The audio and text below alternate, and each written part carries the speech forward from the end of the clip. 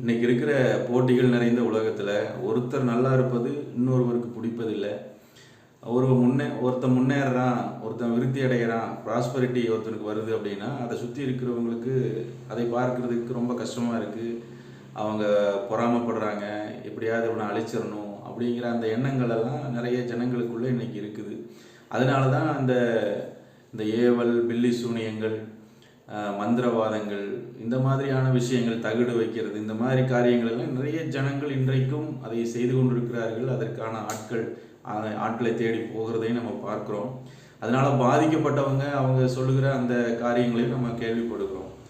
அப்போது இந்த மாதிரி ஒரு பொறாமையினால் மற்றவர்களை துன்புறுத்துறதற்கோ, மற்றவர்களை அழுத்தி போடுவதற்கோ, இந்த மாதிரி செய்கிற அந்த காரியங்களை குறித்து நம்ம பார்க்கும் பொழுது வேதம் சொல்லுகிற ஒரு விஷயத்தையும் நம்ம கவனிக்க வேண்டியதாக இருக்குது. என்ன அப்படின்னா, சங்கீதம் 5:12 சொல்லுது, கர்த்தாவே நீர் நீதிமானை ஆசீர்வதித்து காருண்யம் என்னும் கேடகத்தினாலே அவனை நீர் சூழ்ந்து கொள்ளுகிறீர். இந்த வசனம் என்ன சொல்லுது அப்படின்னா, நீதிமானுக்கு எந்த கேடும் வருகிறதில்லை. காரணம் என்ன அப்படின்னா, கர்த்தர் அவனை ஒரு கேடகம் போல அவனை சூழ்ந்து கொள்கிறார். கேடயம் என்பது ஒரு பக்கம்தான் நம்மை பாதுகாக்கும். நம்ம இப்படி பிடித்து நிற்கும் அப்படின்னா இந்த பக்கம் இருந்து வருகிறது அது தடுக்கும், நம்மை பாதுகாக்கும். ஆனால் பின்பக்கம் இந்த சைடிலெல்லாம் அது நம்மை பாதுகாக்காது. நம்ம தான் அதை மாற்றி மாற்றி நம்ம பிடிக்கிற மாதிரி இருக்கும். ஆனால் இங்கே வசனம் சொல்வது, காருண்யம் என்னும் கேடகத்தினாலே அவனை நீ சூழ்ந்து கொள்கிறீர். அது எல்லா பக்கத்திலும் ஒரு பெரிய பாதுகாப்பை கர்த்தர் நமக்கு கொடுக்குறார். கண்டிஷன் மட்டும் இருக்குது. ஆனால் என்ன கண்டிஷன் அப்படின்னா, அவன் நீதிமானாக இருக்கணும்.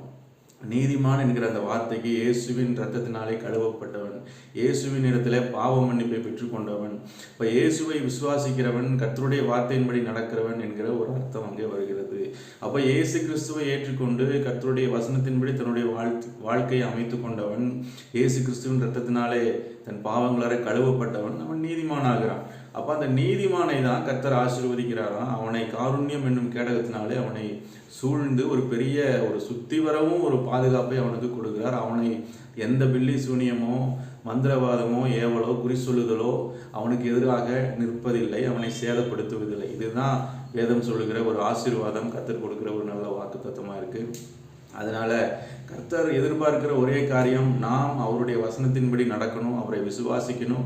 அவருடைய வார்த்தையின்படி நம்முடைய வாழ்க்கை இருக்குமானால் நமக்கு கர்த்தர் பெரிய பாதுகாப்பை நமக்கு கொடுக்க வல்லவராக இருக்கிறார்.